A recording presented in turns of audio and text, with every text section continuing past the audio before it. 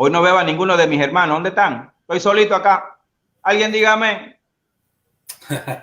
No, acá estamos, siguiendo al pie de la letra. Hermano, no me dejen solo acá. No me dejen solo acá. Acompáñenme. Les quiero ver las caritas ahí, aunque sea un ratito.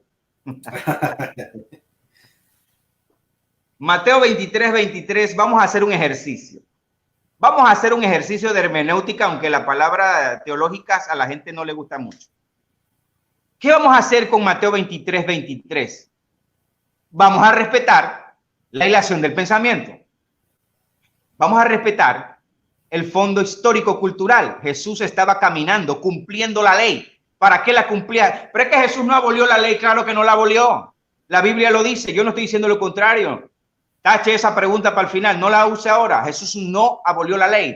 La ley se cumple en Jesús. La ley se cumple en Jesús. Era tanto que no es que Jesús cumplió la ley. La ley se cumple en él de la perfección de su pureza, el limpio de manos y puro de corazón. Pero vamos a respetar la hilación del pensamiento para que no nos pase como Mateo 18, 18. Si usted agarra Mateo 23, 23, usted va a decir, Jesús habló del diezmo, hermano. Jesús habló del diezmo. Sí, claro. Jesús dice, ay de vosotros, escribas y fariseos hipócritas, porque diezmáis. Ahí está, hermano. Habló del diezmo. Ahí está. Diezmáis la menta y el eneldo y el comino y dejáis lo más importante de la ley. La justicia, la misericordia, la fe. Esto era necesario hacer sin dejar de hacer lo otro. Ahí está, hermano. Ahí está. Él dijo que no había que dejar de hacer lo otro, por eso que la ley no pasa. Veamos la hilación del pensamiento y vamos a encontrarnos que el apóstol Pedro solamente está repitiendo lo que escuchó decir a Jesús en ese sermón. Mire, por eso es que esto es necesario que se haga así un poquito así. Escúcheme. No va a encontrar usted en toda la Biblia un sermón más duro, más fuerte, más al hueso, más a la yugular que ese. No hay. De Jesús no. Hermano, que Jesús viró las mesas, esa es otra cosa. Hubo celo. De un azote de cuerda es diferente. Las palabras que Jesús utilizó aquí, si alguien las predica hoy, lo sacan de cualquier iglesia. Es el discurso, el sermón, como usted lo quiera llamar, el mensaje más duro de toda la Biblia en relación a las palabras de Jesús. No hay más duro. ¿A quién se lo dice? Versículo 1. Versículo 1 de Mateo 23. Entonces habló Jesús a la gente, a sus discípulos, diciendo, en la secta de Moisés se sientan los escribas y fariseos. ¿De quién va a hablar Jesús? De los escribas y fariseos. Así que todo lo que os digan que guardéis, guardadlo y hacedlo, mas no hagáis conforme a sus obras, porque dicen y no hacen. Mire dónde aparecen las palabras de Pedro contra los judaizantes. Primero las dijo Jesús contra los judíos y después las repite, solamente las repite Pedro. ¿Con quién? Con los judíos que se convirtieron y querían Cristo más la ley, Cristo más la circuncisión, Cristo más el sábado, Cristo más el diezmo, Cristo más todo. No necesito mencionar el diezmo cada vez. ¿Sabe por qué? Porque la ley no es algo que se puede fraccionar. Usted no puede desarmarme la ley y traerme la picadita con cebolla y comerse la parte que usted quiere. No, a mí no me gusta la cebolla, yo me quiero nada más comer tomate. No, te comes toda. Cuando el cordero se dio en Egipto, una de las reglas era cómete todo el cordero, todo, hay que comérselo todo. Igual la ley, toda, era toda, no se puede fraccionar. Usted va a ver que las palabras que dijo Pedro en Hechos 15, si está anotando, anote, Hechos 15, 10 y 11, las palabras que dijo Pedro, ya en discusiones con respecto a la ley, a la gracia, solamente son copiar y pegar, copy-page de lo que dijo Jesús. Mateo 23, 4. Porque atan cargas pesadas y difíciles de llevar y las ponen sobre los hombros de los hombres.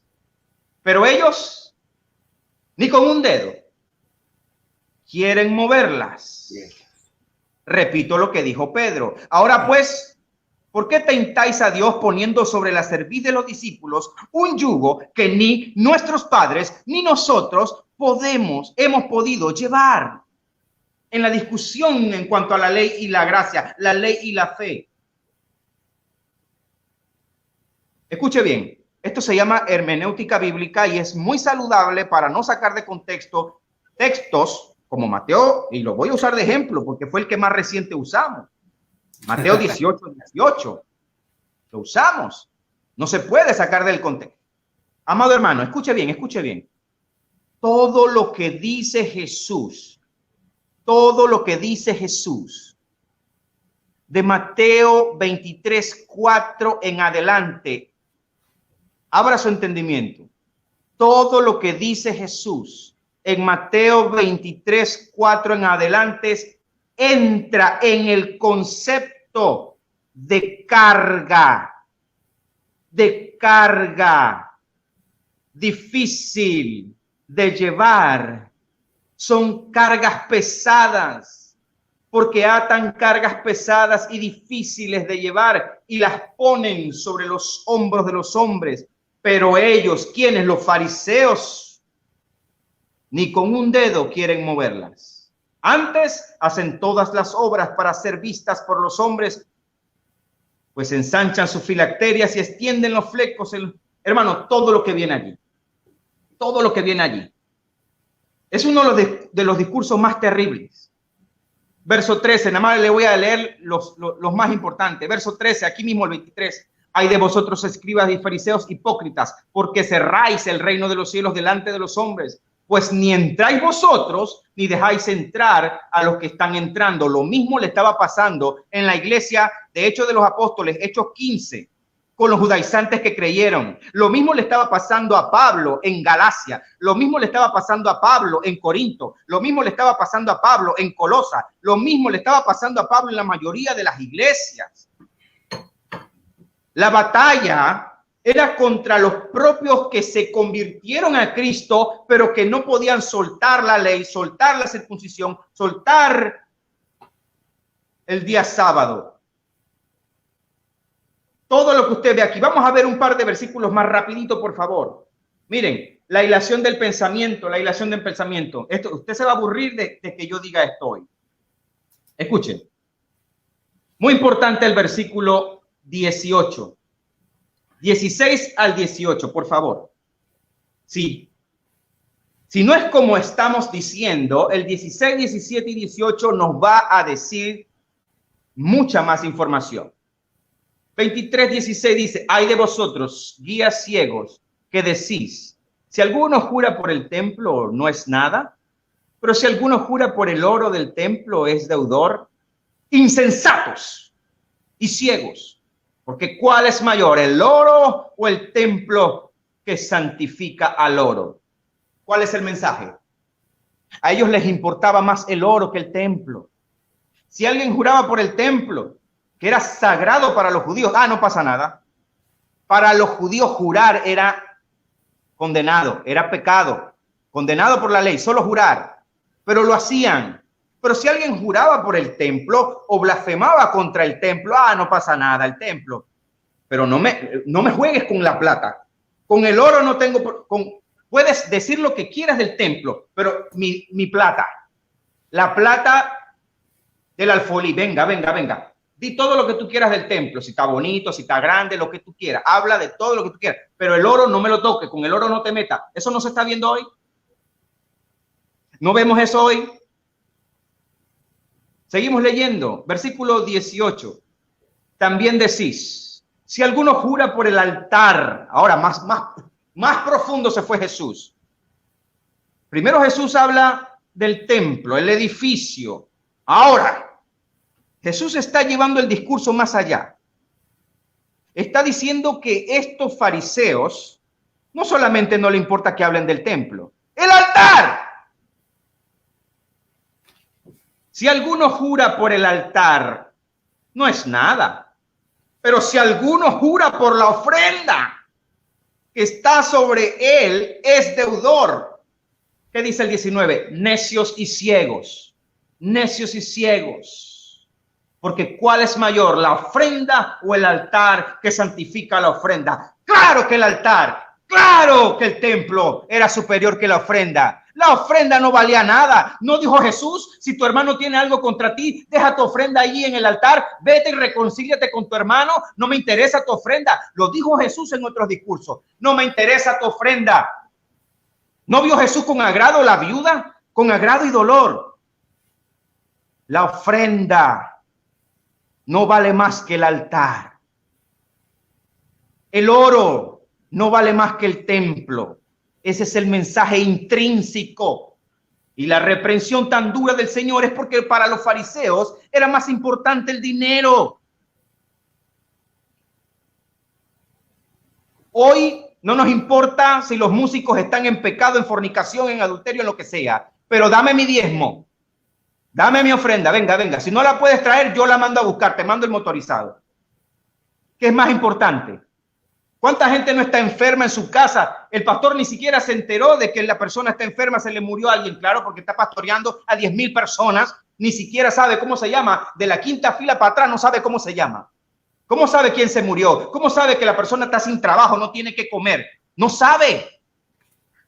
Pero me falta el diezmo de esa persona, mándamelo. Hermano, mándame el diezmo con la tía. Su tía se congrega, mándemelo. ¿Qué era más importante en ese tiempo? El oro. ¿Qué era más importante? La ofrenda. Más importante que el templo, más importante que el altar. El altar. Versículo 20. Pues el que jura por el altar, jura por él y por todo lo que está sobre él. Y el que jura por el templo, jura por él y por el que lo habita. ¿Sabe qué quiere decir eso?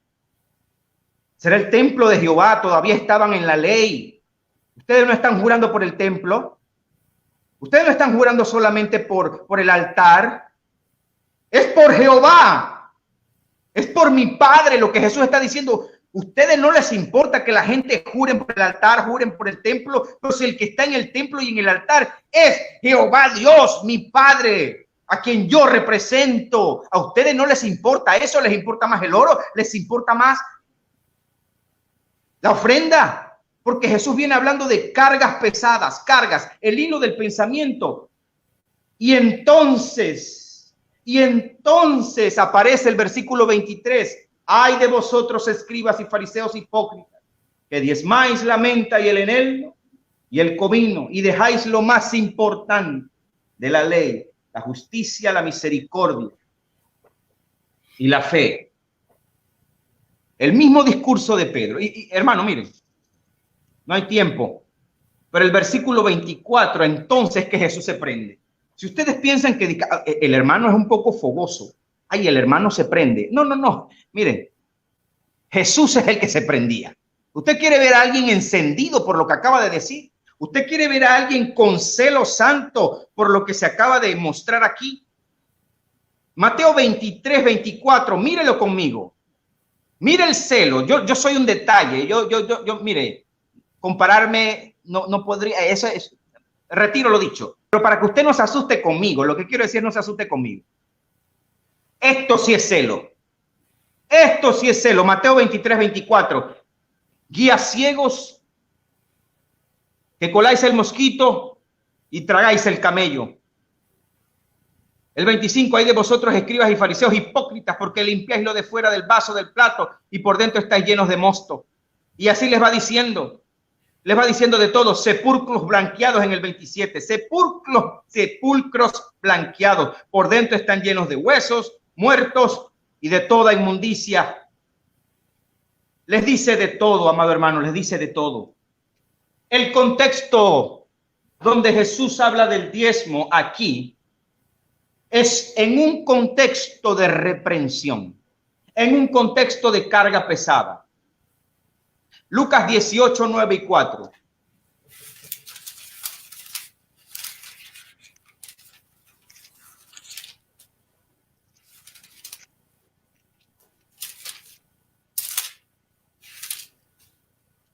Y desde ya me voy despidiendo de los hermanos. Nos vemos en las bodas del Cordero. 18, 9, 4. ¿Sabe qué vamos a ver aquí, hermano? La parábola del fariseo y el publicano. Segunda oportunidad donde Jesús menciona la palabra diezmo. Segunda oportunidad que Jesús menciona la palabra diezmo. Y lo va a hacer en el mismo contexto de Mateo 23. Dice la palabra de Dios, Lucas 18, 9. Y unos que confiaban en sí mismos, como justos y menospreciaban a los otros, dijo también estas parábolas. Dos hombres subieron al templo a orar. Uno era fariseo y el otro publicano. El fariseo puso en pie, oraba consigo mismo de esta manera. Conste que ahí dice consigo mismo porque esa oración no subió, pero mire, ni un metro en el aire. Oraba consigo mismo. Dios, te doy gracias porque no soy como los otros hombres, ladrones, injustos, adúlteros, ni aun como este publicano. Ayuno 2 veces por la semana, doy diezmos de todo lo que gano. Mas el publicano, estando lejos, no quería ni aún alzar los ojos al cielo, sino que se golpeaba el pecho diciendo, Dios, sé propicio a mi pecador. ¿Qué dijo Jesús? Os digo que este descendió a su casa justificado. ¿Quién? El publicano. Antes que el otro, el fariseo. Antes que el otro. Porque cualquiera que se enaltece será humillado, y el que se humilla será enaltecido. ¿Alguien me puede decir a mí que en ese versículo Jesús estaba alabando, elevando el diezmo, colocándolo en una posición de estatus, de obligación, de doctrina? No. Estaba hablándolo en la misma categoría. E incluso se está refiriendo al diezmo como algo que enaltece. Unos que confiaban en sí mismos como justos y menospreciaban a los otros.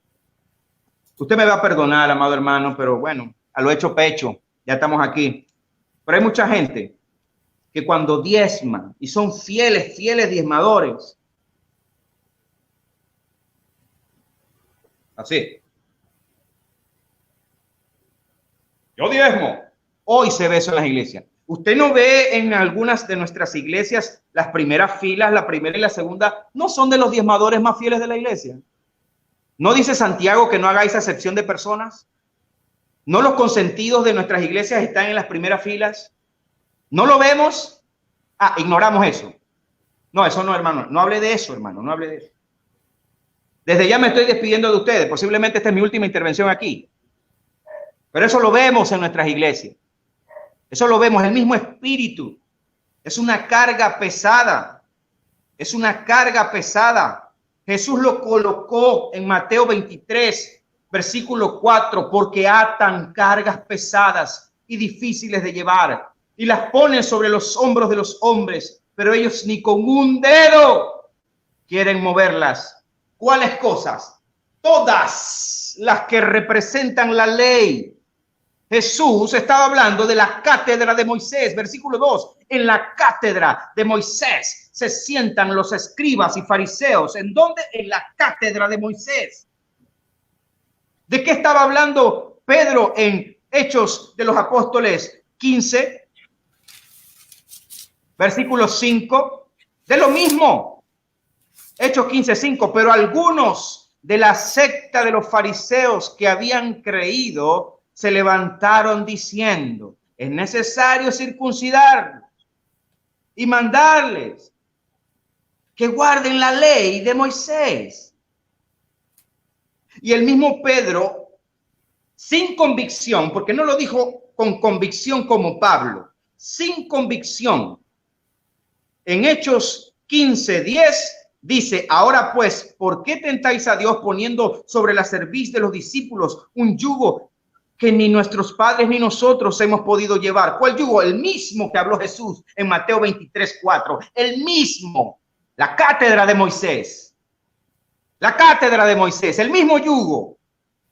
Antes creemos que por gracia del Señor Jesús somos salvos, pero Pedrito, no era solo la salvación.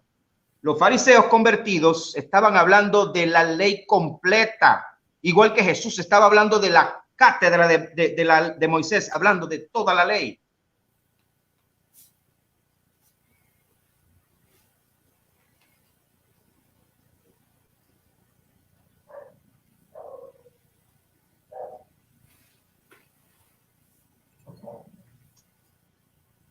Allí mismo, amado hermano, fíjese un momentito adelante. Hechos 15:14.